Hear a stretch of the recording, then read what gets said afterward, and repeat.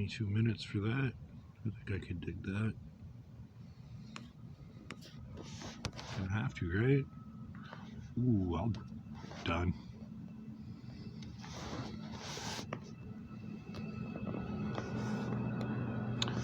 Ah, 2 hours. I hope my battery holds up. Oh man, all right.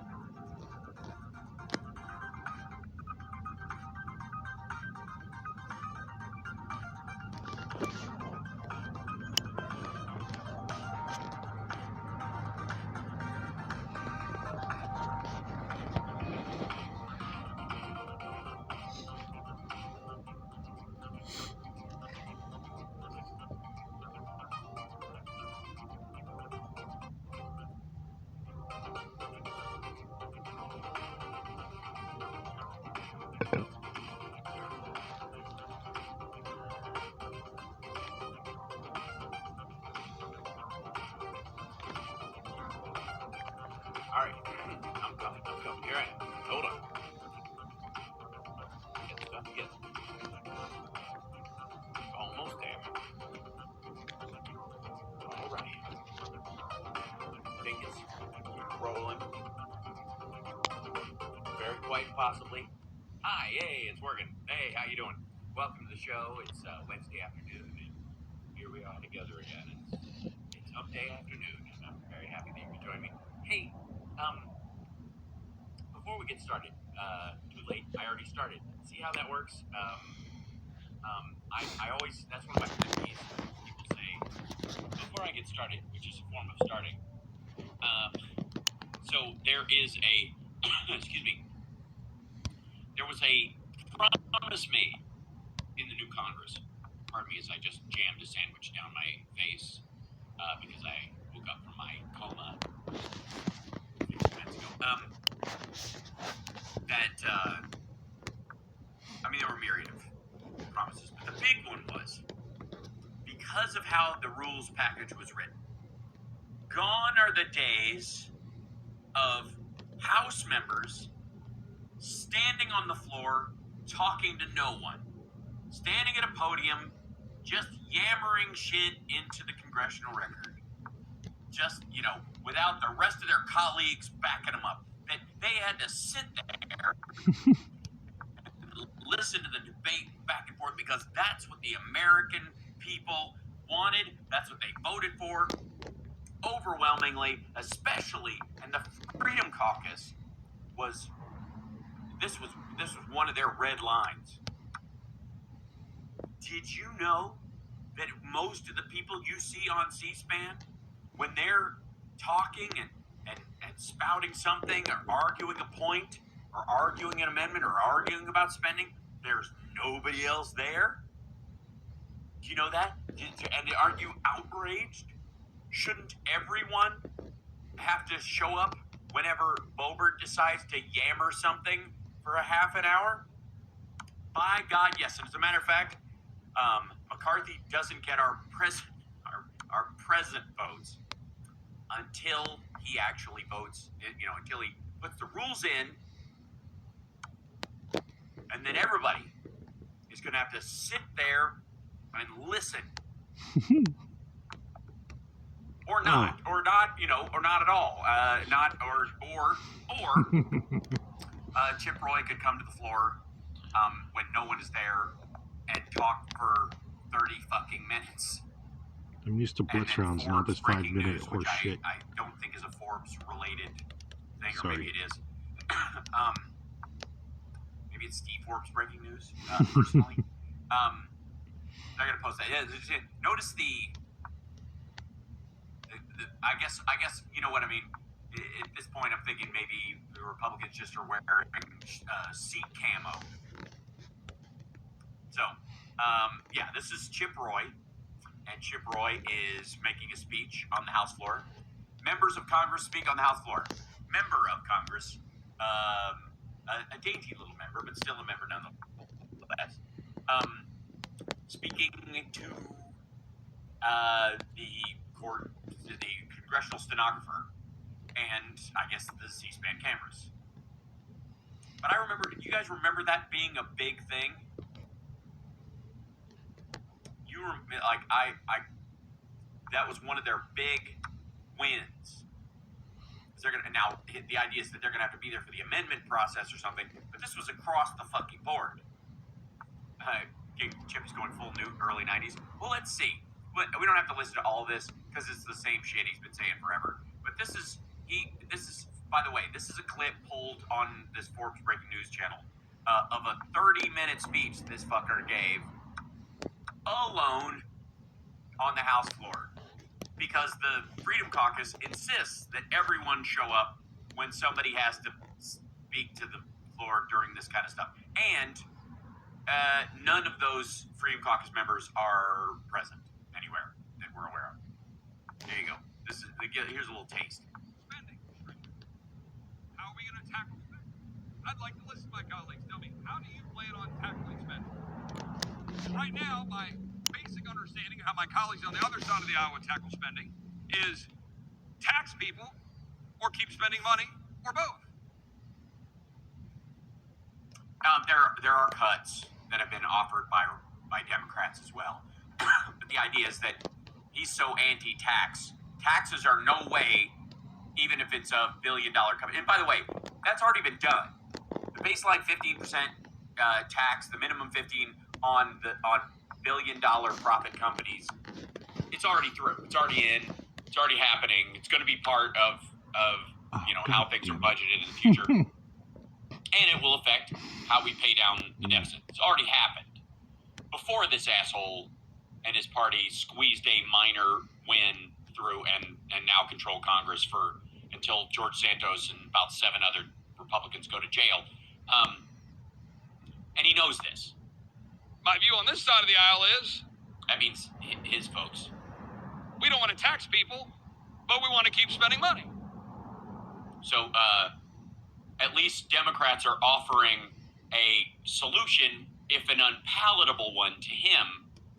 At least it's one that would come up with extra money to pay for stuff. Whereas the Republicans just seem to want to do that without coming up with the extra money. So we're, 28 seconds in, and he's already outed his own party as a bunch of liars on the deficit. In the name of defense. And I don't know why the rest of it, why discretionary spending or whatever is somehow he's considering defense discretionary when it comes to Republican stuff, because he wants to unspend the Ukraine money. That's what this is about, by the way. This has nothing to do with American defense. He thinks any money we're spending on another country is not in the interest of the United States. Anybody want to come challenge me on that assertion? Nobody seems to want to come there while you're talking at all. Happy to debate them. Either side of the aisle, come on down. Nobody wants to talk to you, Chip. Listen to the echo in that fucking room. Let's debate it. See, hear how empty that room is?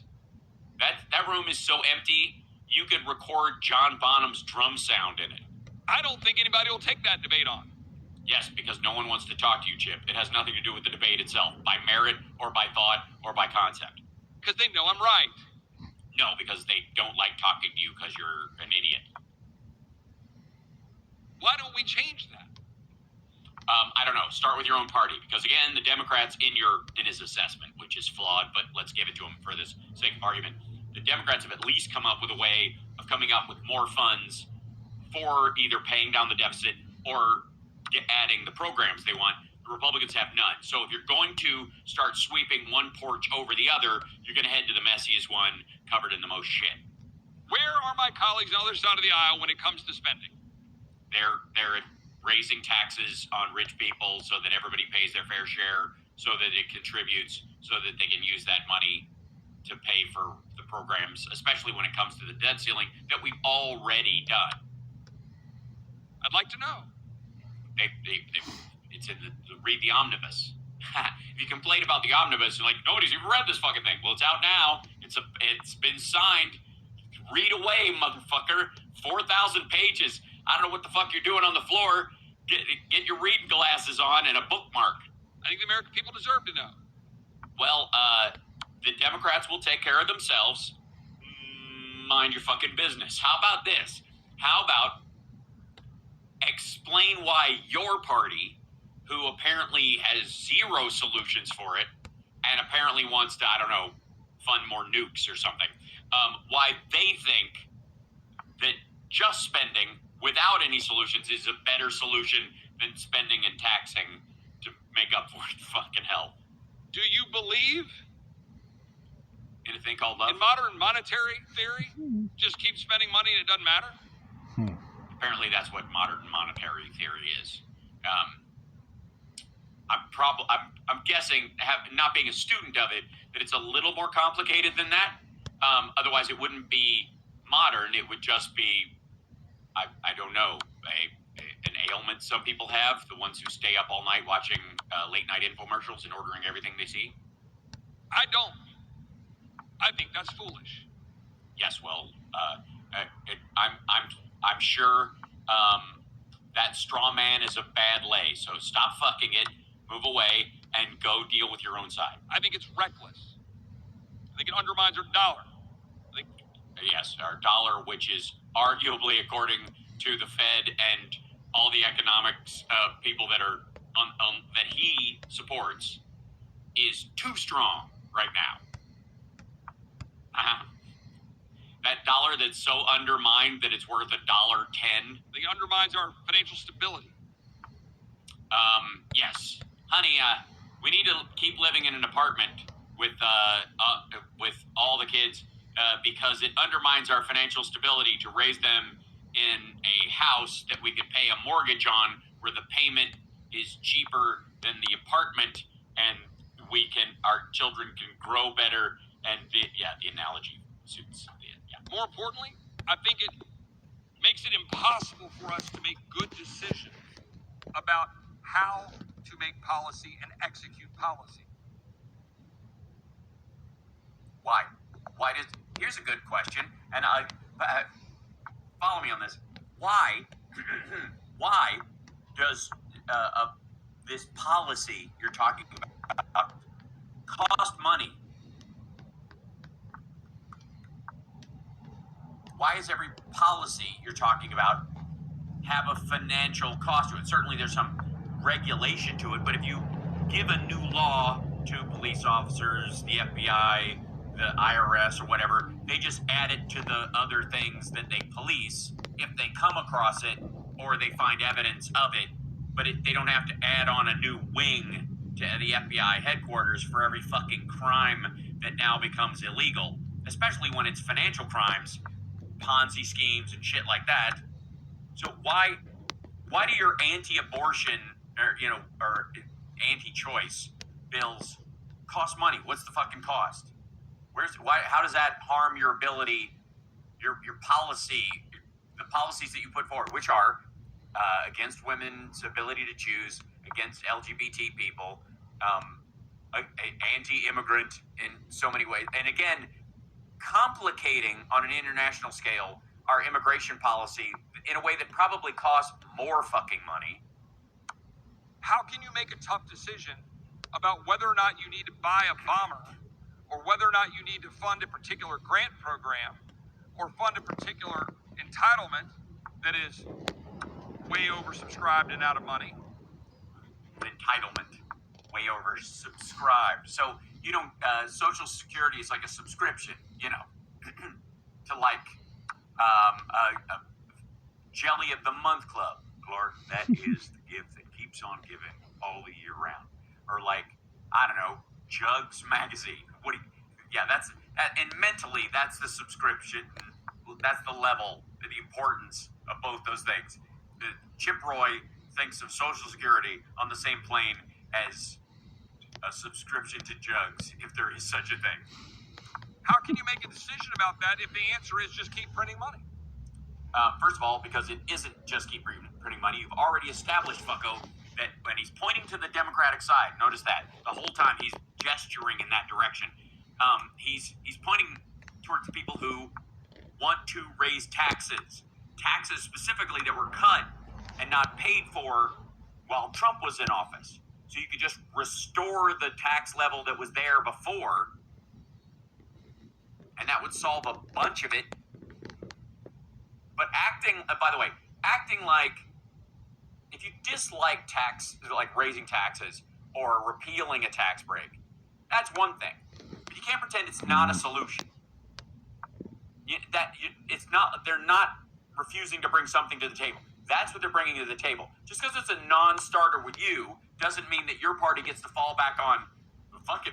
If we don't do that, we don't have to do anything. Here's a good idea. Float this for you. These fuckers already put up a bill to repeal the IRS or the income tax and get rid of the IRS. Never gonna happen, but blah blah blah. Here's a good idea, and this is what they would do if they weren't complete chicken shits. Okay, you ready? This is what if Chip Roy was not a complete chicken shit, and if everybody in the Freedom Caucus wasn't full of shit across the board, full of chicken shit, obviously.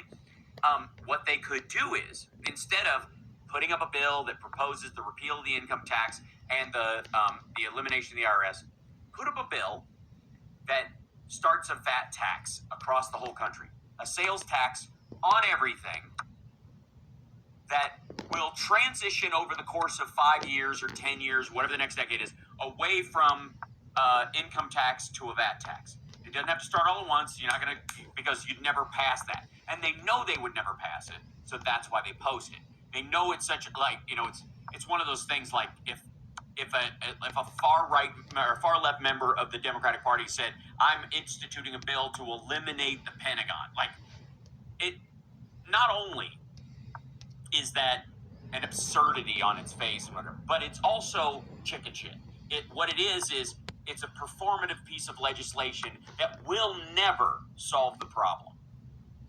And even by proposing it as such, you undermine, you know, any of your argument. It just sounds like you want to, you know, pants the entire country on a security level. And therefore, from that point on, nobody's going to listen to what the fuck you have to say about that issue because they know you're not serious. Same thing is true about this income tax thing that they're doing. If they had guts at all, they'd say, we're going to have a federal VAT tax.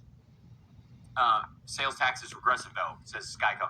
Exactly. Yes, somebody in the chat just said that. It's regressive.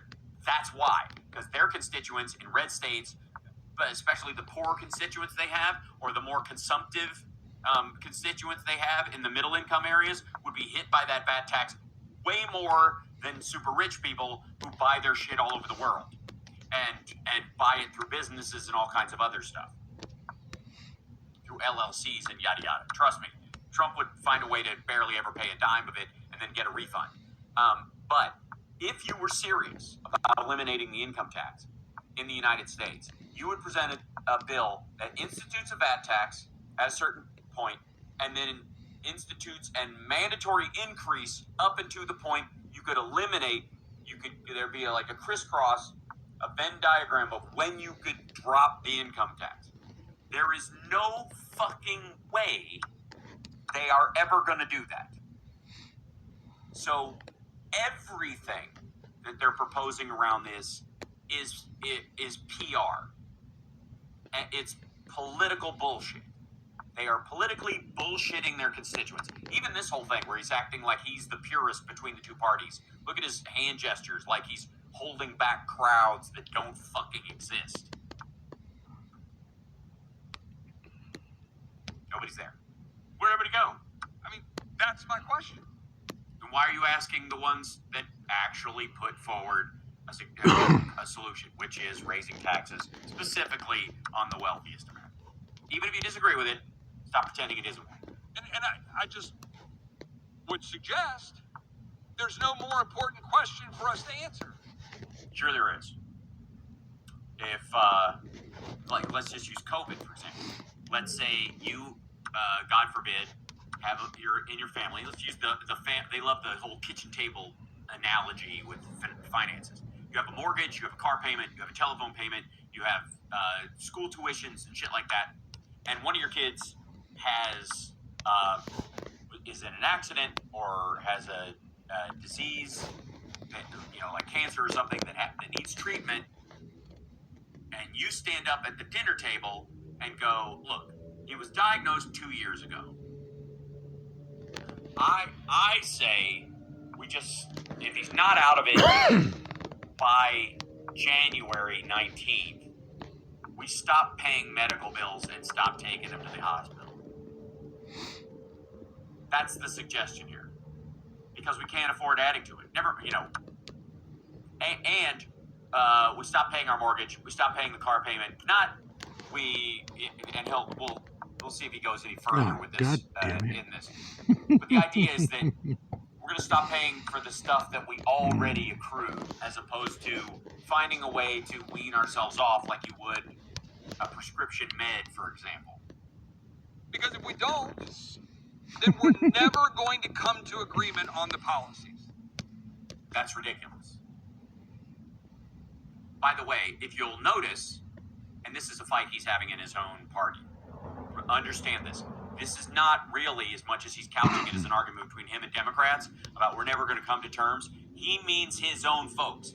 That's what he's saying about defense. He thinks 95% of the Republicans are for supporting Ukraine. Chip Roy is against it the same way Marge is, the same way Boebert is, the same way Gates is.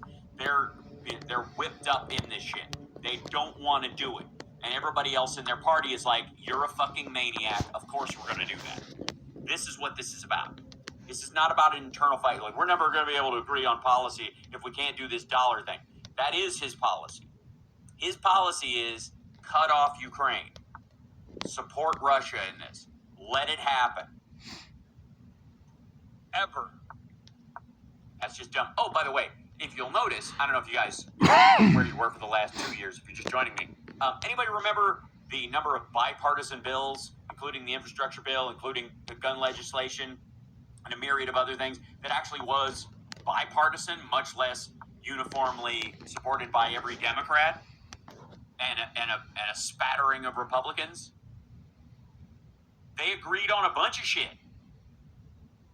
But this has nothing to do with bipartisan legislation. This is a fight between Chip Roy and the rest of the Republicans. If I go home and I talk to my wife and I say, look, we're going to cap our spending at our 2022 levels of spending, then we've got to make choices. We got to decide, well, are we going to just not make our mortgage payment? No, we got to do that. Are we going to not feed our kids? Well, no, we got to feed our kids. Yeah, but they don't have to eat that much, do they? Are we going to have electricity and heat? Well, we'd like to have that. Then comes the discretionary questions. Do you take a vacation? Do you get a new car rather than patching together your 15-year-old car? Do you... And by the way, do you know what his analogy in this situation is? With it, it sounds like, do we need a brand new bomber or the old bomber's just fine? But in reality, he's talking about Medicare, Medicaid, and Social Security. Send your kids to a certain school? Yeah, fuck them. Save a certain amount of money for college? Maybe you forego college because you look at college and go, why am I going to spend $300,000 to send them to a college? They're going to teach my kids that America's evil. Well, I don't know why you would choose America's Evil SU, but AESU is one of the, it's I don't know how it got into the Big Ten, and because the spelling there is atrocious. I'll save that for another rant. Yeah, because it's not a conversation, it's a rant. This is a rant. At his own colleagues. Don't think for a second. Don't let the whole woke blah, blah, blah. Don't think for a second this has anything to do with Democrats. This fucker is not on the floor bitching about Democrats. Oh my God, I fell for with the that. language. I This fell for is that. McCarthy and the other 95%, including Son of Marge. a bitch. But that's my point. We have to do that as families. I got caught But slipping. this body never does it. By the way, this man supports Donald John Trump, the king of debt, who has never had a single day where his company turned a profit. That every dollar since Donald Trump took over his dad's company has been owed to someone else.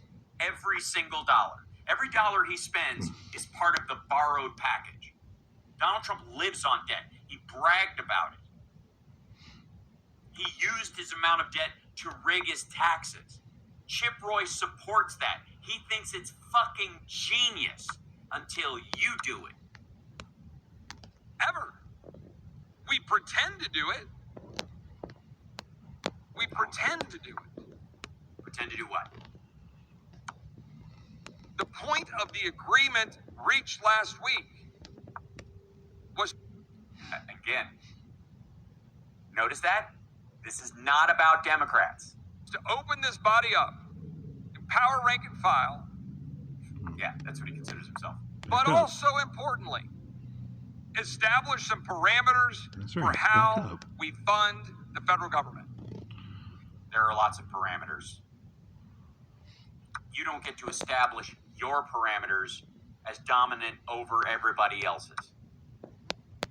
And when you present your argument in such a chicken shit, straw man, garbage, attacking your own side kind of way, no one is there to back you. And those parameters should be that we set limits. And he means the debt limit in this situation. He's also alone in this. In the same way that, I mean, if you want to do the kitchen table analogy, we've talked about the leaky roof. We've talked about things like frozen pipes or a fucking meteor hitting the house. And that, what they're suggesting is that all along the way, when those things happened, you just suck it up. Live in the carcass of the house. Don't borrow money to patch the roof. Don't, call the fire department, which I guess in his world you'd pay a fee for, to come and put the fire out. Your investment isn't worth a fuck. And again, Chip Roy is one of these people who treats America like an apartment he lives in. He's a renter. He's, his patriotism is to the extent that a college kid is to the place they're renting with their parents' money. And if you set limits, now you have to sit down and figure it out. But here's the problem. Your party. I don't believe that Chuck Schumer and Senate Democrats want to sit down at the table and figure out how to limit spending. Well, no, they might not in some cases, but they might find a way to raise taxes or shift around priority spending so that they don't have to, or the things that they want to cut, you don't want to cut. But they're not going to have a conversation with you because you're alone in this. They're going to sit down with Kevin McCarthy at some point, and they're going to listen to his fucking blather that he says when he walks out of the meeting and when he's walking into the meeting, which is going to be wholly different to what he agrees on in the actual fucking meeting. I don't believe that the President of the United States or his current Director of the Office of Management and Budget or any of his team wants to sit down at the table with us and figure out how to limit spending. Okay. Let's see. Biden deficit. Shit.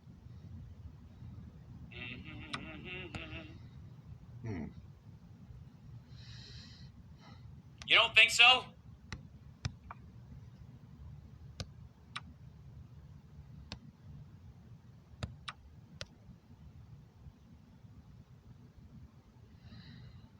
Okay. Federal figures 13 coming high to the House budget, Bush cheap cuts, blah blah blah.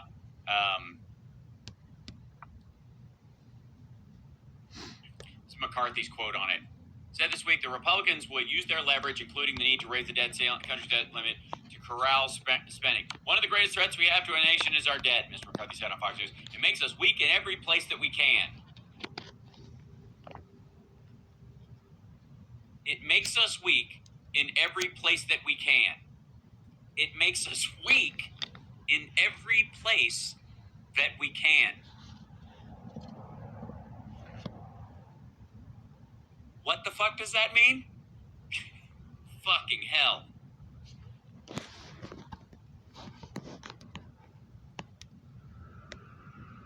It makes us weak in every place that we can. That quote has boggled my fucking mind for a week. Could have not even heard him come down and say, well, fine. You're right, Chip.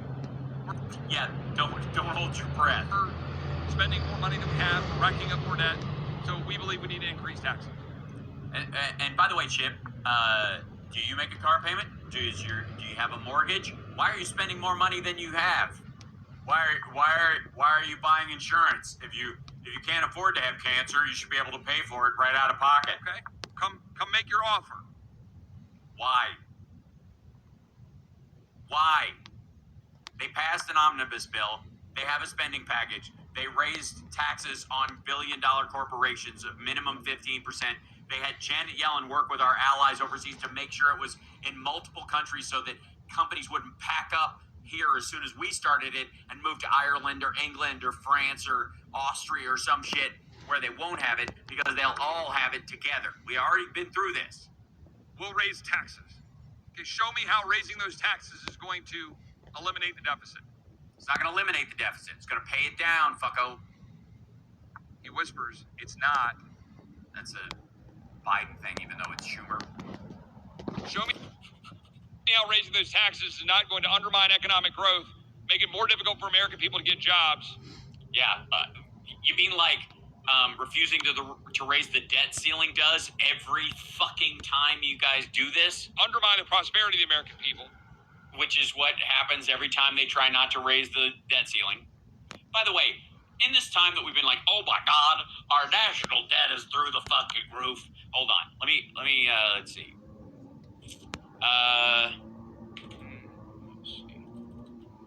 U.S. GDP chart. Let's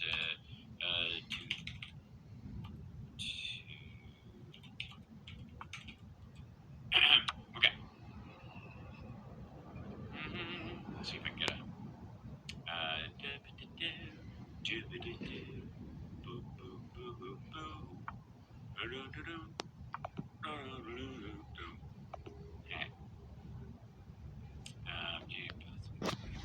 I don't want you to put up that number. Maybe,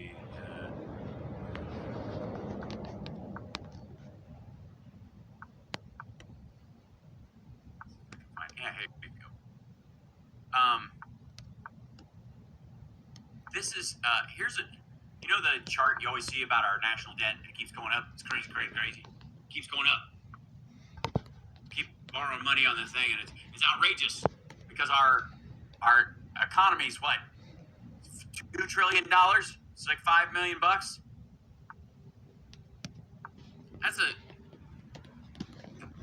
most of the clamoring. When did the national debt clock start? 90s, right about here. 91, 92, right? This is when the national debt clock started going up. And there's like a, hold on, let's see if I can do a comparison chart. National debt over time, something like that.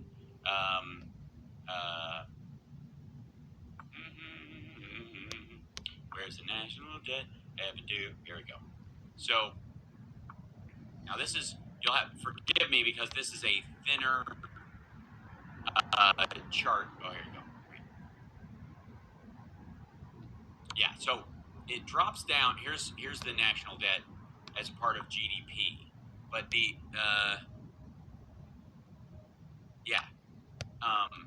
Oh, shit. like there you God go. damn it. It started about 19. This is 1980, 1990. It drops down like around Carter's time. By the way, I don't know why the fuck the Republicans don't just fucking love Jimmy Carter. Look at this, and Reagan comes in. There you go. This is us, bringing down Russia, and then we don't need to do that anymore, and then 9/11, and then blah blah blah.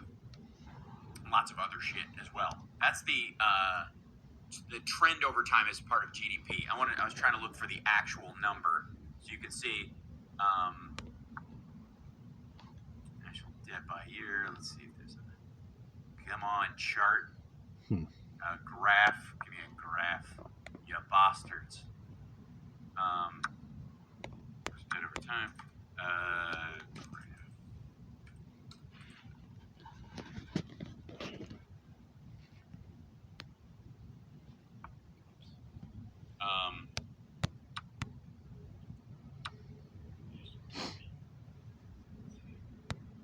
So here's an inversion of it. Here's an inversion of it. It's this is the money going, down is the amount of debt. So flip this upside down. Here's GDP. Going from zero as charged, like $280,000 in 1947, to the current U.S. GDP at 25.7. So $26 trillion is the current GDP, quarter three of 2022. The United States GDP is $26 trillion. Meanwhile, the debt is $30 trillion. Now, it was, let's see, 2019, and again, most of this is cumulative, and you're paying interest on stuff or what have you. But let's look at the same arc right here.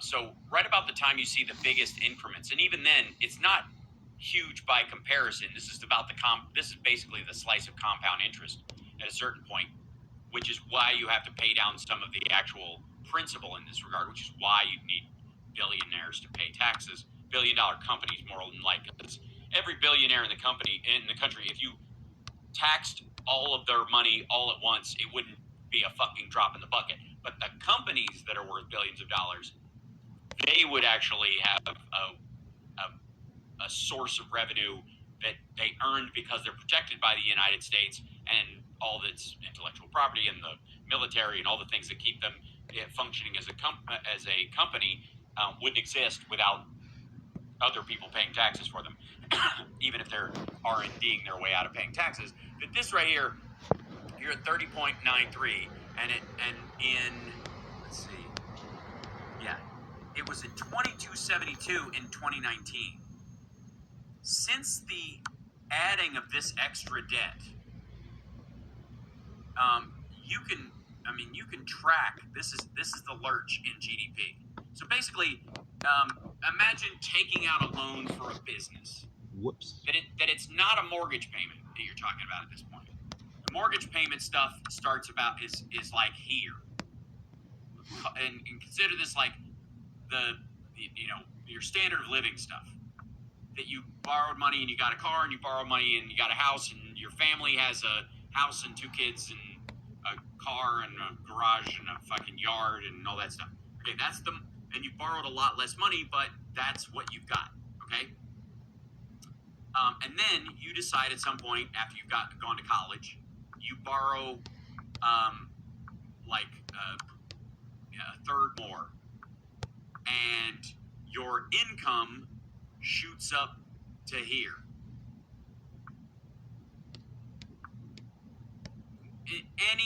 Anyone who looks at that can see that the vast majority of America's debt has been to raise the standard of living and the prosperity of the country as a whole. And again, this fucker thinks Donald Trump is a genius because he's always spending other people's money. Other people loan Donald Trump money, and he spends it on fucking curly Q French furniture and Big Macs and fish delights, and that makes him a genius. But if the United States does it and has an economic impact like Earth has never fucking seen, oh, son of a bitch. It's completely irresponsible and runaway, blah blah blah. Show me that. Come. Yeah, $5,000 to get a job that earns $50,000. That's exactly right, DB. For decades. Demonstrate that. Whispers. That's not really that easy to do.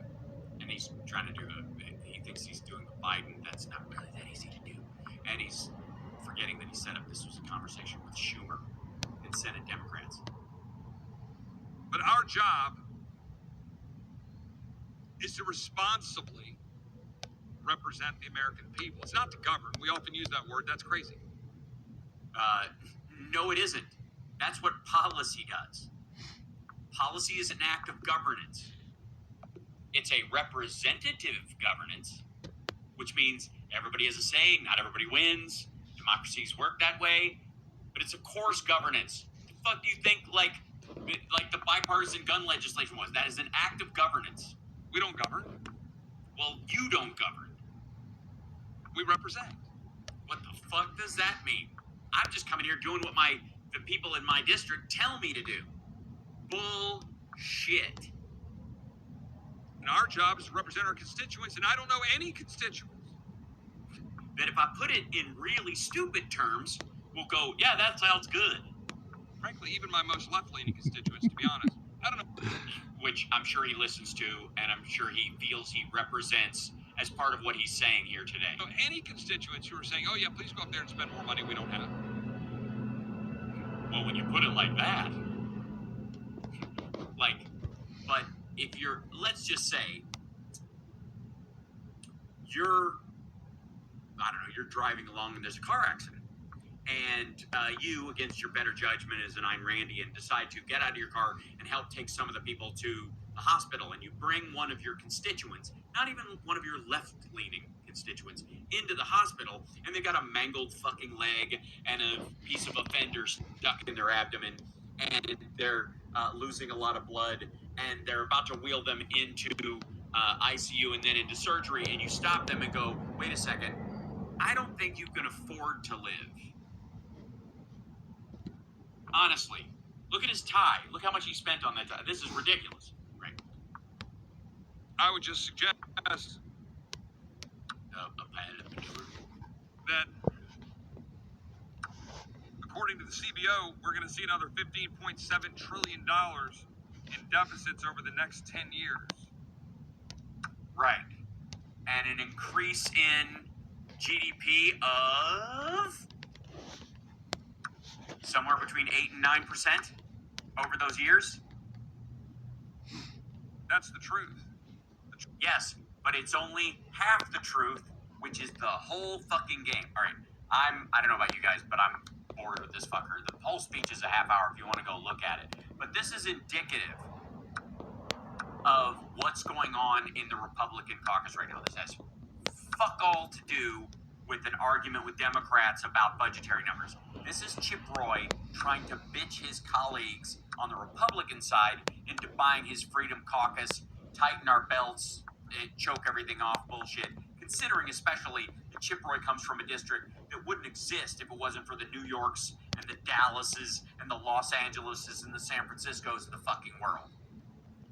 Like this whole idea that they're like, that Chip Roy's district is off the fucking grid and doesn't get more than its fair share of federal funding.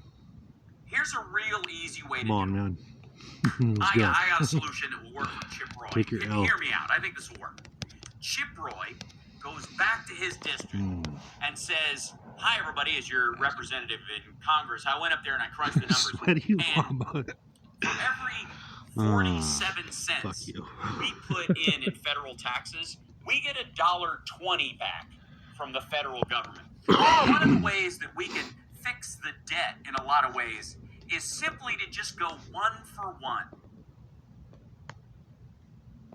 So for every 47 cents we put in taxes, we get 47 cents worth of services back. That's it. We in this district, because I hear you, we're not going to contribute. We're going to be a pilot program for tightening our fucking budgets. Have you ever, and do you ever, expect one of these motherfuckers to say anything of the like to their constituents? No. What he's talking about is big cities. Big, rich cities that pay for his district to fucking exist in the first place need to stop supporting all the poor people in those cities that largely, by the way, ice skate uphill against the cost of living in a big city all the time because their choice is to live out in the fucking sticks and work for Walmart and still have to have Medicaid because they can't afford it. There is not a single, and I challenge them, I challenge my colleagues on the other side, a single fucking Republican deficit hawk to look at the books of their district and say to their constituents, the national debt, and I work with some of my other colleagues on our side, they're gonna do this too.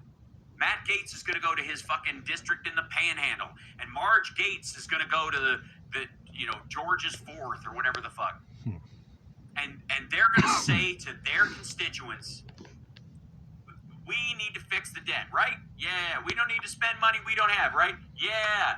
Everybody behind me? Okay, excellent. Our district is relatively poor, and we only kick in about 47 cents for every $1.20 we get from the federal government in services, and all the shit we're supposed to pay into, like making sure airplanes don't fall out of the sky and all that shit, not to mention the highway system. We can't afford any of this shit. So our district is going to turn away any federal help over that number.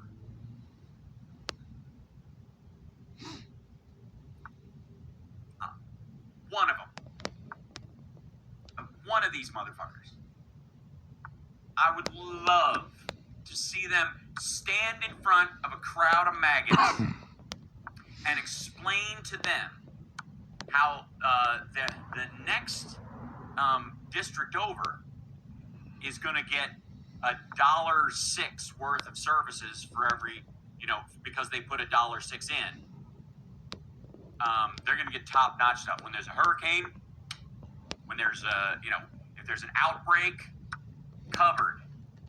If there's an earthquake,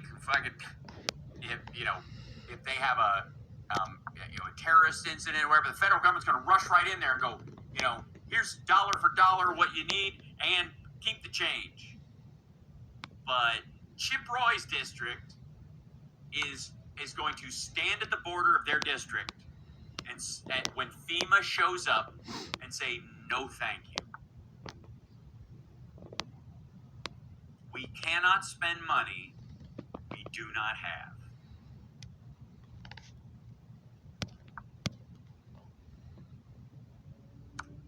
Never fucking happen. They don't mean we, they mean you. Other than that, I have no opinion. You're watching House Parks Mega Worldwide. It's hump day. It's a good time. Tomorrow I'll be on the regular time at 4 o'clock, and of course on Friday morning it'll be the morning show. Will be kind of jammed. I'm doing Steph's show in the morning on Friday, and then rolling right into my show. So if you're a Steph head and you're in their chat on Twitch, hop on over, just jump ship right over to the show right afterwards. I'll see if I can get them to raid my show. I do it for everyone else. Nobody does it for me. Just sad. Anyways, and then the rest of the shows will be all normal timing the rest of the week, and then of course this Saturday, Nerd Halen at the M Resort here in Vegas. Very exciting, big long set, lots of songs, good times. There we go. Will there be when will there be Man About Town merch? When I actually launch that. Well, let's go. As a thing. Let's go. I need a whole production team, and I just don't have one. I can't afford it yet. Please super chat. We'll get there eventually. But I'm not even to the point where I can go. Chip Roy thinks his city deserves less than 50 cents in federal aid per dollar everyone else gets. Prove me wrong with a fucking folding card table and a little sign. I'm not there yet. One day, a boy can dream, can't he? All right, so I just wanted to open up with that business. We definitely have some stuff to cover. Of course, you guys know, and by the way, welcome to the show. You guys know that I pay attention to stuff about China. I speak Chinese. I've been there many, many times.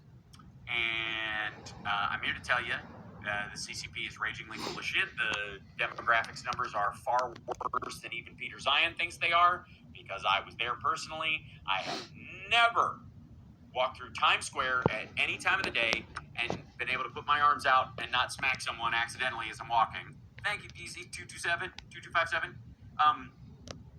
But I've done it in multiple cities in China where they're supposed to have 35 million fucking people, and yet fucking nobody. It's the weirdest thing. at some point, that like I can't go back to China now because it won't have me. But if yeah, the population, like the stuff that just came out, they're fucked on so many fronts, and largely because Biden took like the little pittance of shit, the trade bullshit, which looks like is very noisy but doesn't amount to a lot. I'm gonna get China to buy a bunch of our shit because we buy a bunch of their shit, which was Trump's entire thing. And not recognizing that the fucking trade deficit with China was us getting cheap shit made over there, bringing it over here and selling it to our people in the rest of the world at a profit, making trillions of dollars off of billions of dollars worth of stuff. That's like, I don't know why he's that fucking dumb when the dude has his ties made in China for that exact fucking reason. So, needless to say, is big dumb. But that didn't stop him putting out one of these Trump fundraiser videos that he's doing like in the same spot, all sweaty and orange. Like he's just cranking these motherfuckers out like little policy blurbs, and to raise money, and they're all about the same length. They're really odd, and I guess he's doing this instead of campaigning, or to pretend he's campaigning for financial, for like FEC rules or some shit. Let's see. Also, that's the Great Wall of China you're seeing. We'll see. Build walls always work. Look, they built a wall. China is buying up our country. China is buying up our country. China is. Okay, go for it. Well, corrupt Democrats and rhino-type politicians in Washington. Rhino-type politicians? You mean rhino Republicans? What's a rhino-type politician? Have been spending trillions of dollars on the Green New Deal nonsense. Nonsense. Foolish foreign wars, and providing lavish benefits to illegal aliens from all over the planet. Yeah, I do have to say I'm with him on this. The foot massages are just over the top. Look, I know it's a long walk on the caravan, but pedicures... Hold on, 1 second. Oh, god damn it. Oh, they're just those little tinfoil blankets and a sandwich? Fuck. Well, one man's tinfoil blanket and a peanut butter jelly sandwich is another Trying man's... to put me in check, or what is he going to try to do? China has been spending trillions of dollars to take over the crown jewels of the United States economy. During your presidency, you mean? And they are doing that. China is... And they are...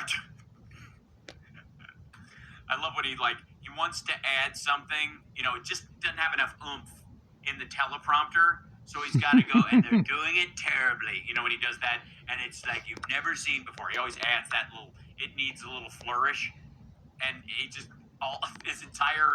his singer in this one is, and they are. China has been spending trillions of dollars to take over the crown jewels of the United States economy, and they are doing that.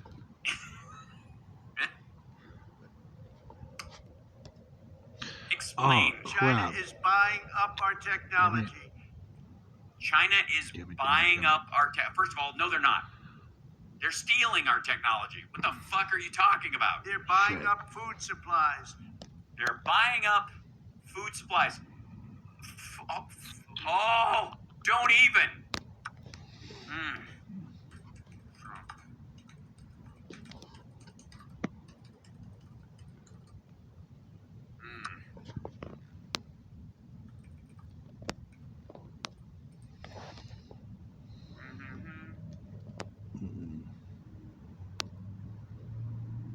Motherfucker. This is from Successful Farming. China buys corn and soybeans to keep me happy, says Trump. The expected 6-month review of the Sino-U.S. trade agreement failed to materialize on Saturday, but President Trump expressed satisfaction with the increased pace of farm export sales to China. Motherfucker, this guy. I like the fucking nerve. Oh, God. China has been buying a lot of things, and they're doing it to keep me happy, and they're dreaming about Joe Biden. Why? Because they buy stuff and it doesn't make him happy? Are they upset? I don't know what the fuck. From Trump on down, administration officials routinely list the Phase 1 trade agreement that de-escalated the Sino-U.S. trade war among the president's 3 top achievements in trade. Oh, really?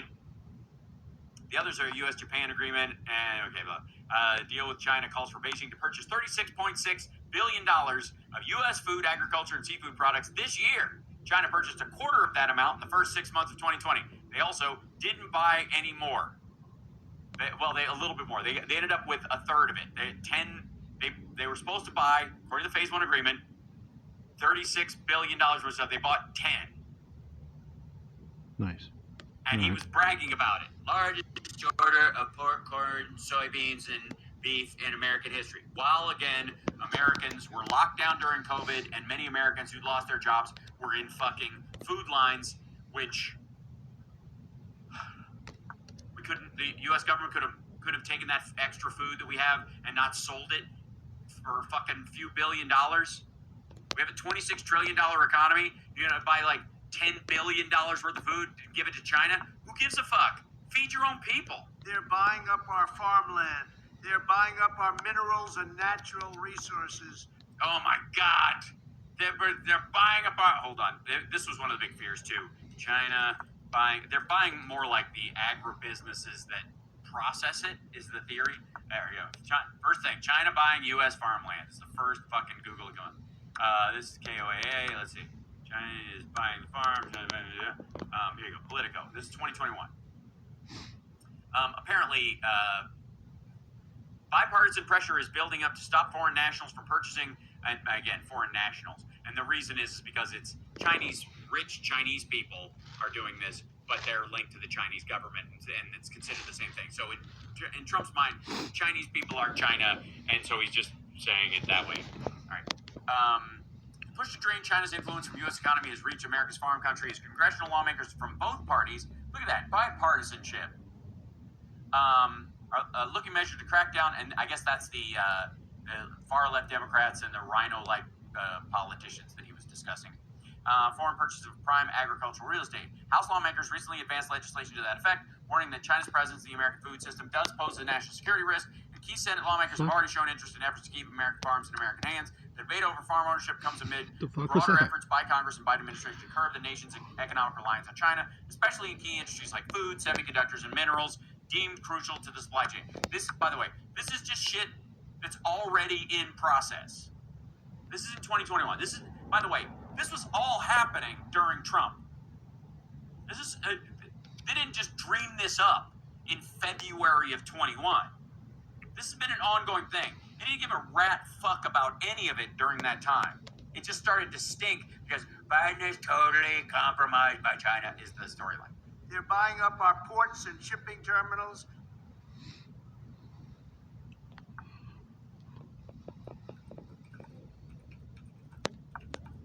I have my doubts.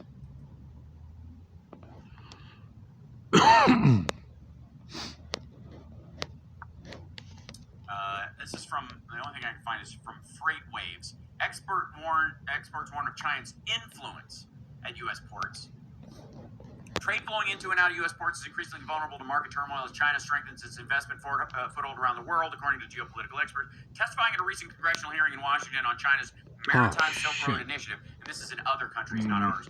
Carolyn Bartholomew, chair of the U.S.-China Economic and Security Review Commission, said China can use its financial control at foreign ports to create markets through which it strengthens its trade relationships. By owning and or operating a network of logistical nodes across Asia, Europe, and Africa, China can control a significant portion of its inbound supply chain for essential commodities and outbound trade routes for its exports. That's where they're using the Belt and Road Initiative to, like, we'll build you a port, and they do it for a country that can't afford to pay off the debt, and then they go, well, I'll tell you what, since you can't pay it, we'll just keep the land around the port forever. So it's our port now, and we can use it for military uses if we want to. That's the plan. And yes, I'm wearing a Taiwanese flag. And with the help of a corrupt influence peddlers like the... corrupt influence peddlers. Because sometimes plurals come in ones. Titan crime family China is even trying to buy up the pillars of the U.S. energy industry Oh dear God, not the pillars. How will we hold up the roof? Because frankly, Biden and the group don't care about real energy. The group, you know, Biden and his background singers. The guy, like his band just didn't give a fuck, man. They just want to tour, play music, and fuck around. We're an American band. They only care about nonsense energy. They only care. Wait a minute. Wait. They only care about nonsense energy. These are the best words. I was wrong.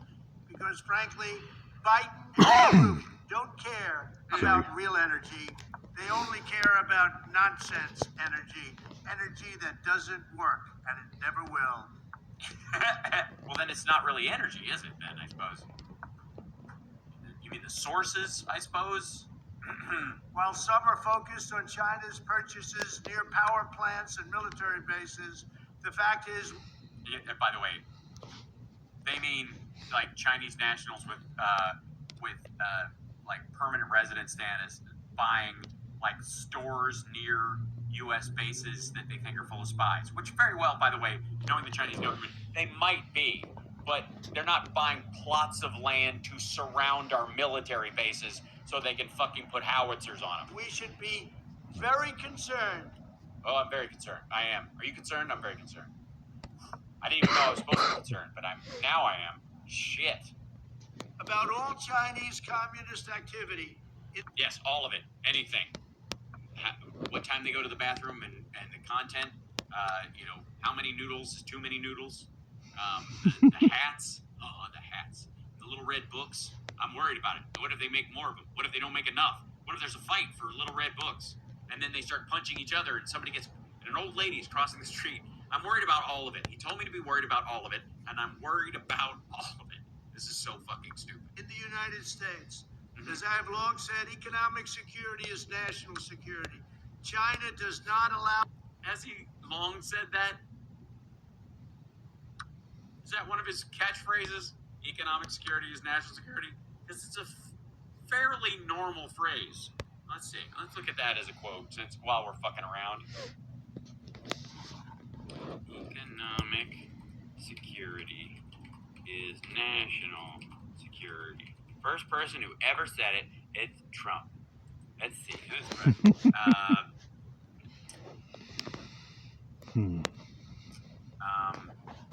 Here's economic security is national security. This is marketplace. Undersecretary of Defense William LaPlante talks weapons acquisition. That was something he said. Yeah, Pentagon's weapons buyer on replenishing stockpiles. Okay, economic security. That's from there. Let's see what else.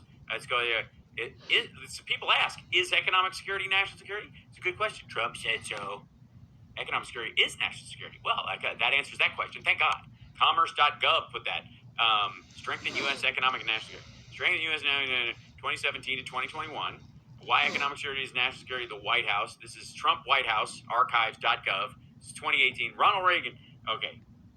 Ronald Reagan understood it is only from strength that we may find true peace. To Reagan, such strength was focused on military strength. And under the banner of peace through strength, Reagan undermined the very foundations of the Soviet Union without firing a shot. Today we live in a more complex time. It was into the breach comes President Donald J. Trump with a new organizing principle. Economic security is national security. That's Peter Navarro. It's the same fucking thing that Reagan was saying. Here's the Rand Corporation. These are in 1994. These folks are the ones who came up with that gamed out. What if Russia attacks Ukraine and all that shit that Jimmy Dore and them were saying this proves that the fucking Pentaverate arranged the entire thing. Let's see, when is this talking about 130 pages ago? Economic security has national security discussion. This is 2018. Trade and economic security, DHS.gov. How Taiwan's economic security impacts national security, that's 2022. Economics and U.S. national security, war on the rocks, 2021. Let's just go right here. Relationship between, that's the Rand again. U.S. economics, 2021. Change relationship between economics and national security, 1991. The change in relationship, 1991. I'm sorry, it's a preview.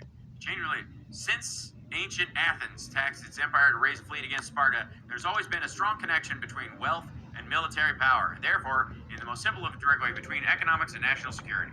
1991, going all the way back to fucking Crete. Allow American companies to take over their critical infrastructure and American Infrastructure! Oh no! This is nuts. As I have long said, economic security is national security.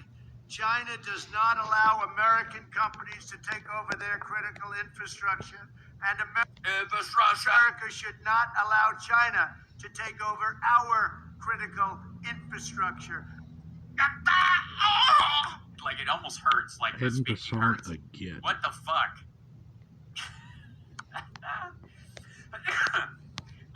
Okay, we won't. How about that? Everybody good with that? Everybody good with not allowing China to, in a bipartisan nature, even trolls? Trolls, you out there? I'm okay with that. You okay with that? Let's not let China take over our critical infrastructure. There seems to be bipartisan support in the Congress right now. Obviously, Biden's on the same page. We good? Excellent.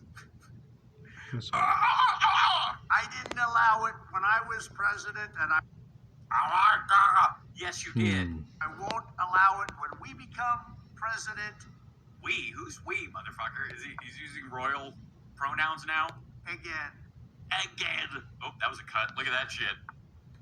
He started choking on the Over last. our critical infrastructure. I didn't allow it when I was president, and I won't allow it when we become president again. To protect your... Did you see that hot cut? Shit. We become president again. Did I say we? Should I say we? Just fucking leave it. That's what that was. By the way, we've seen the cuts from his other videos when he does it. That's exactly what happened. You can tell. Our country, we need to enact aggressive new restrictions on Chinese owners. We need quick trial. Any Chinese person that we see that speaks a funny language or wears one of those shirts that has the squigglies on it that we don't understand, we need quick trial. Quick trial.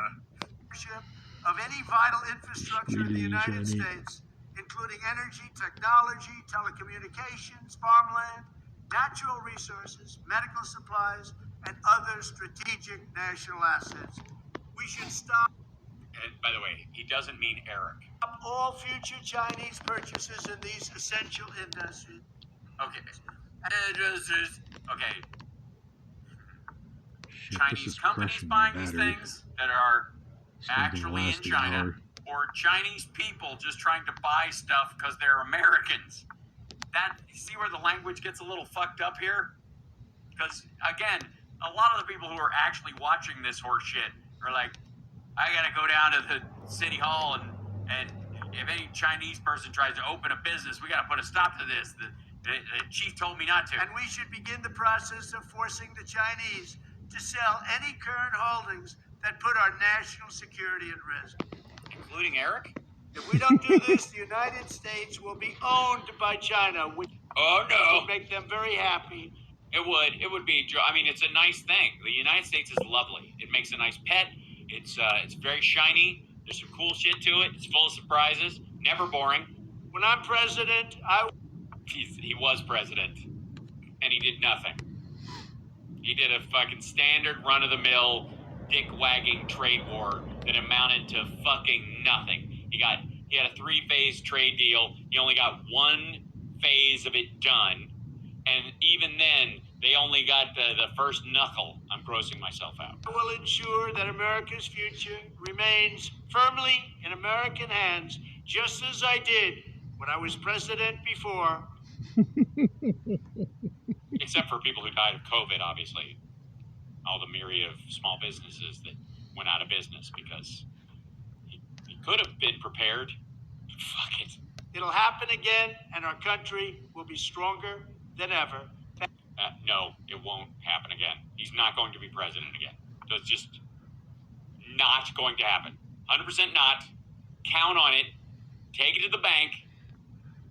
Like, this is beyond just losing 3 million, in the popular vote, squeaking by on the electoral. Never fucking happen. Not happening. The internal fight, mwah. Thank you. Thank you. And then, oh, it's the graphic that comes up. He doesn't look very happy with that one. He looks like he made a poo-poo and he smells it. Hands, just as I did when I was president before. It'll happen again, and our country will be stronger than ever. Thank you. You're welcome. You're very welcome. Yeah, that's the standard bearer, ladies and gentlemen. That's the and I don't know why, after all that shit, why the opening of it showed the Great Wall of China as a graphic. I don't know what the editorial message was there. That they've got a wall and we've got a wall and walls and wheels and wheelie walls. Thank you, Wonderwall. Because after all, you're Wonderwall. He's gonna keep cranking these stupid fucking things out, and it's. I mean, honest to God, they have all the style and smoothness of the final act of someone who passes away during constipation. This is, honest to God, this is like what Elvis's asshole looked like at the end. I'm sorry, that was so wrong. Ew. This is what it was like. This is God, this is what the ew. toilet saw. Jesus. All right. Again, apropos of fucking nothing.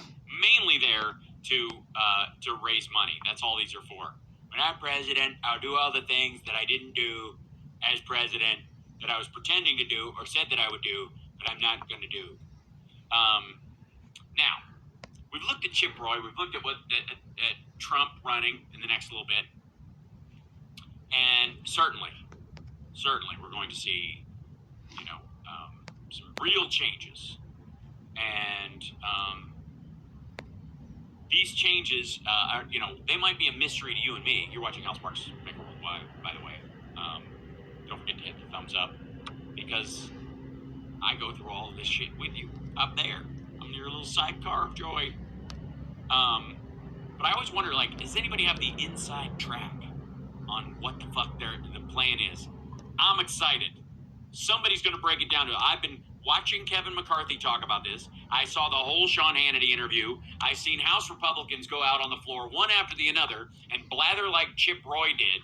And I'm still going, I don't know what the fuck these guys are going to do during this Congress. I have no idea, other than, investigations and yammering on a committee, but anybody can fucking do that if it doesn't have to amount to anything. Who gives a shit? But here comes the mess to tell us what's going on, and blissfully, this video is only 5 minutes and change. Just under 6 minutes long, so we won't have Thank to God. fuck some of these 13-minute videos are fucking toothfuls. This one's short, but it'll answer so many questions. I don't know. Do you know? I don't even know. I hope the maggots and amongst the March Trader Green and the Freedom Caucasians, I hope they're watching so they know what they're supposed to do. I don't know. Let's find out. The House GOP's agenda for the next 2 years. Let's see it. I want to know. You want to know. Or do we? Skirmish erupted between... Oh, wait. Hold on. By the way. I had to set this ahead. Listen at the very beginning. The sound at the very beginning. When the, What the fuck is with the bell? It's like a... When the, Ask not for whom the bell tolls. It tolls for thee. skirmish erupted. It's like he thinks he's in a Western. Where everyone wears golf shirts or garanimals. That's a garanimal. There's a fucking whale on his shirt. He is wearing garanimals. So say I. Between, Kevin McCarthy and his supporters and the 20 or so House dissidents, Dissidents. The dissident is here. No, it wasn't. Fucking Rogers from Florida got, pissed and almost had his wig jerked at one point. The biggest fights have been between Marge and Lauren Boebert, where Boebert told Marge to get the fuck out of my face during that little exchange. And later in the bathroom, they had a big fight.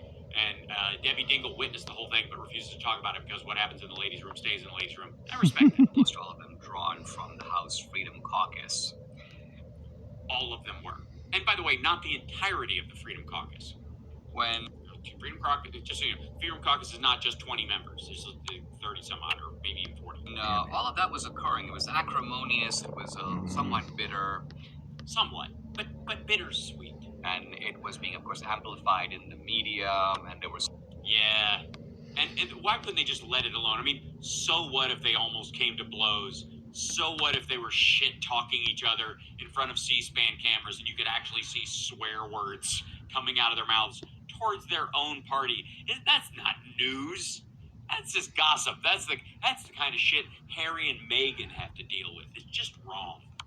Some people, even some Republicans, were like, "This is no way to do business. This discussion should occur behind closed doors. Why are we holding up the important business of Congress?" Yes, all ridiculous statements. You can tell by his voice and face that he's making, like, who the fuck are these guys that think that, oh, Mr. Fancy Pants. And of course, people like Dan Crenshaw, who wanted McCarthy to be, you can almost say, accepted by group acclaim. We don't even need to have a vote. Let's just all agree he's our great leader. Crenshaw was, again, suggesting that there's important business for the House to do, and that business would be held up. Which was true. By this kind of an unconscionable delay. But another kind of unconscionable delay would be lovely. Now know that the delay was short. What? Yeah, it was 5 days. And it resulted in rules that set up him being forced to put out, like, bills right away that go nowhere. Again, prioritizing all these bills, eliminating the IRS and the DOD and getting rid of the IRS 87,000 agents, all this shit that as bills, like, have a vote on them that will win on a mild, like, partisan number. So fucking what? They won't pass in the Senate, and they certainly won't come back. And it's not even because the Democrats will shut it down. Like Republican senators aren't behind this shit. It's garbage. So they held out this thing, embarrassed the shit out of him, had open arguments where they're cussing each other. They have violent outbursts on the fucking floor for 5 fucking days over a knob like Kevin McCarthy, so that they can force him to put forward a bunch of bills that aren't going anywhere, put people on committees that don't have the seniority to be on there and have no business being around those things, especially like DHS and other things. And then, I guess in general, that argument about everybody has to be there when people make arguments on the floor, which we now know is total bullshit. They're not living up to it. And also, the 72-hour rule, right? Oh my God, 72-hour bill. We're going to vote on it. It has to be available for 72 hours. And then, as soon as they pass the rules package, they vote on like 4 fucking bills that are introduced at that second. Like, they set the rule and then they broke the rule immediately. 4 days, big deal. As if it wasn't the time, it was what happened during that time. To say that, this is something that... But it was also the time. Couldn't wait because things had to be done. No. 4 days later, we look at the result and we realize the result is much, much better. Oh, it's so good because dead bills. The reason it's that this ploy worked, and it was a... All right, let's hear why the ploy worked. Risky ploy, because of course... the old risky ploy, trying this, the old risky ploy. Things would have gone very bad had yes. McCarthy become so desperate that he started courting the votes of Democrats. This is something in the back of my mind I was worried about. Yeah, but honest to God, though, in the back of your mind, like the rest of your mind, it's relatively uncrowded. I mean, it was a lonely thought under a street light, wondering when a car would come by on a dead-end road. I didn't think it was likely, but nevertheless, it was possible. Great. By the way, I agree. Everyone watching this, I agree. If the entire result of those 4 days was just weird, anxious moments for Dinesh D'Souza, cool. If there were like multiple days where he was like flop sweating, yeah, that was good enough. All that shit was worth it. Even if it was just to make him and Debbie a little coarse with each other over toast. But fortunately, it didn't happen. Yes, fortunately, it was just a bunch of cussing and almost punching each other. And the two sides have kind of come together. the two sides of the same party. McCarthy has made a whole bunch of concessions. He has made a hole. That's And true. the key point is that concessions Shit. aren't minor. They aren't just procedural. Yeah, no, like they're not even following them. They changed the whole way of doing business in the The whole everything. Yeah. Now they flip coins. It's great. House. And I talked about They have a dartboard to pick whose amendments get on there. that yesterday. They've resulted in important things like a new church committee to investigate sort of deep state abuse. That's Oh, super exciting. Not a new church committee that isn't a church committee to investigate the deep state. How can that not be successful? going to be critically important. That's Oh, it's good. It's great. My question is, how do you subpoena the deep state? Anybody know? Where do you mail the subpoena? How do you serve them? Do you just stand in parking lots looking for puffs of smoke coming from behind pillars? something that we simply had to do. Yeah, you gotta. You can't. I mean, sure, bills and fucking material worth for the American people. We have to do this. Otherwise, our insane constituents will string us up and stand on our lawn with torches and shotguns. Shit. And I think it would be a real black mark against the GOP if it had left that out. Oh yeah, they hadn't put the committee where they can do some PR stunts. It's gonna be But I want to give you some sense of the comprehensiveness of the McCarthy agenda. This is not Great. McCarthy's own agenda. No, of course not. I call it McCarthy's agenda, but it's not really his agenda. They made him, and he wouldn't have done it if they hadn't made him. Even though most of it he agreed to, like in August. But obviously it's not his agenda because he's a rhino fuck, and I hate his guts. But he's running everything now, so it couldn't be better. This is the agenda that he agreed to with. Oh, yeah. So, just so you know, anything you agree to is not your agenda for legal purposes. Sock that away, folks, for yourself. Kind of a gun to his head.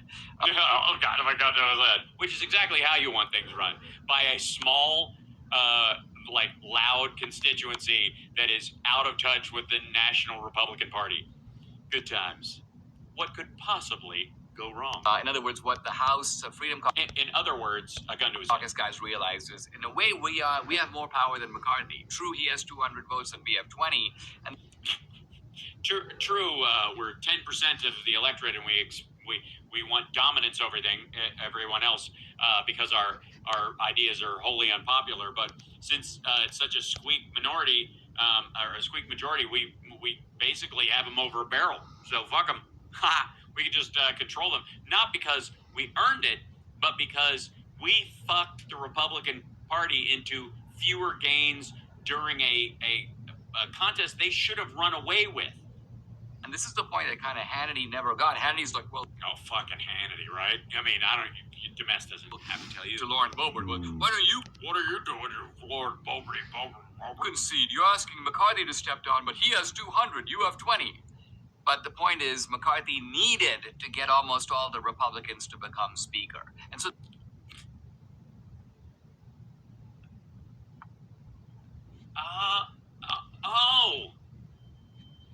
That he didn't want him. He had to. I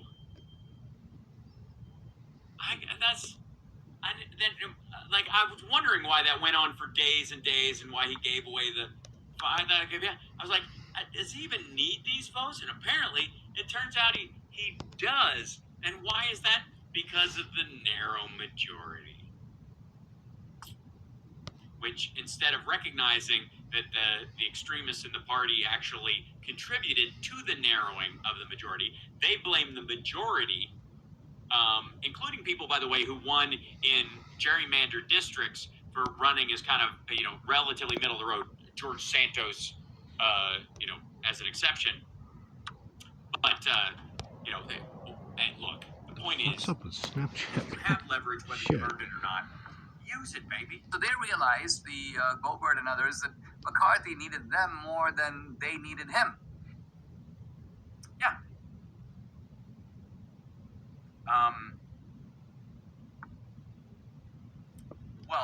guess at a certain point they don't give a shit if the government works at all. So they don't need anybody to be speaker.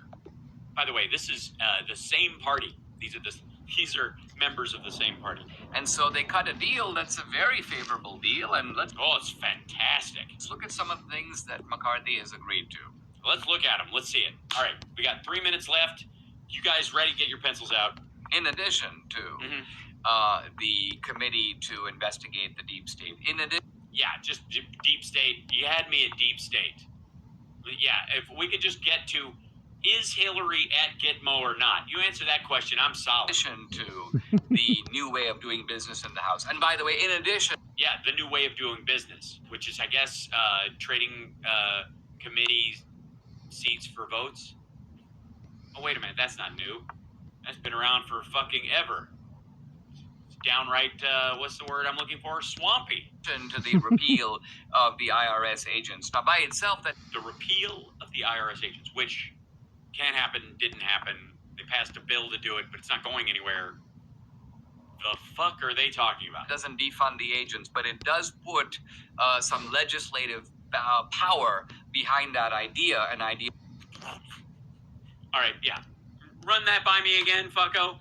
Listen to this. Put some legislative Hold on. agents. Now, by business in the House. And by the way, in addition to the repeal of the IRS agents. Now, by itself, that doesn't defund the agents, but it does put some legislative power behind that idea. An idea that I think will live to fight another day.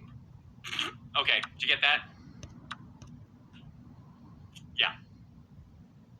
Yeah, that asshole traded away committee seats and present votes and all this shit for a bill that would go nowhere and didn't actually do what it said it did. Which, by the way, they went out, Boebert, McCarthy, everybody went out and said, we did that. We passed a bill to pull back the funding. It didn't do that. It can't do that. It doesn't. There is no situation where any party, much less a minority of one party, has line item veto over budgets that have already fucking passed. It's goofy. But they literally stand there and he said, McCarthy specifically, we did that right away. No, they didn't. They voted on it. Who gives a fuck? McCarthy agreed that a single congressperson acting on a Jeffersonian motion can vote to remove the speaker. That Really? What's the Jeffersonian motion? Do they have to stand with their legs together in like knickers and a white wig with their hand on a podium like this with a quill in their hand and go, what's the Jeffersonian motion? I'm not quite sure. I'm just going by the statues I've seen. that's new. It is new. It's really actually old. It was around for a long time, and then everybody was like, that's kind of fucking dumb. Especially when we have lunatics here. Mentioned the Maybe I don't know, consensus of more than one fucking Shit. member of 500 should be necessary. George-style committee. But honest to God, I don't fucking care, and it won't survive into the next Democratic House because it's nuts.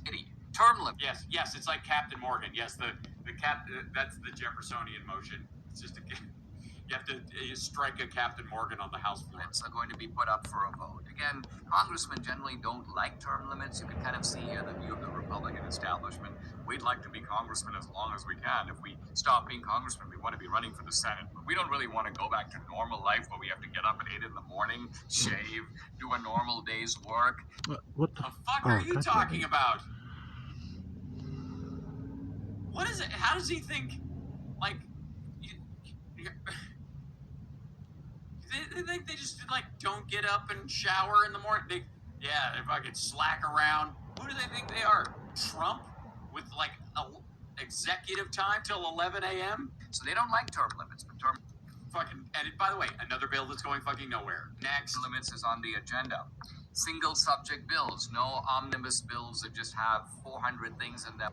Now those are different.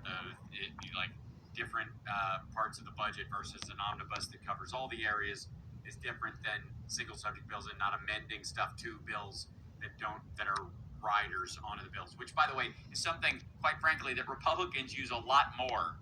And when Democrats do it, they'll get angry because they put riders on stuff that are must-pass for Republicans with their own constituents, but not on must-pass bills overall. Them where you don't even have time to read it and all kinds. And by the way, again, you have time to fucking read it. Secondly, they said 72 hours, and they voted on shit right after the rules. There wasn't 72 Kinds fucking of hours. giveaways and earmarks are thrown in there.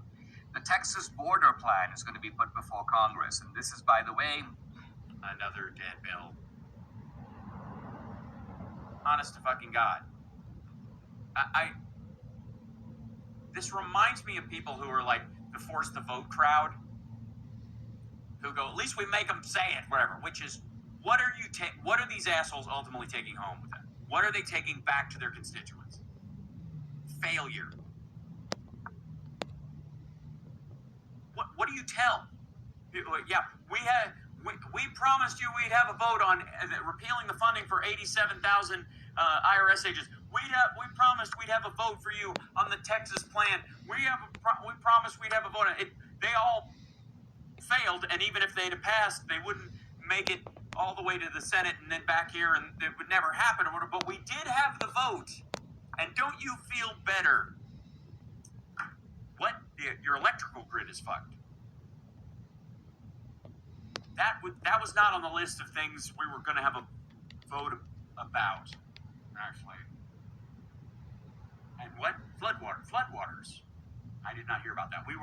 I'm sorry, I was busy setting up a Hunter Biden laptop committee to go over the shit that's readily available on the internet but inadmissible in any court of law. Is Wednesday good for you? Because I get up in the morning and I just stay in bed till about 1, and then I don't even shave most days. Let's be a congressperson or whatever. an effort to create a full physical border infrastructure. An effort Oh, to God damn it. create a full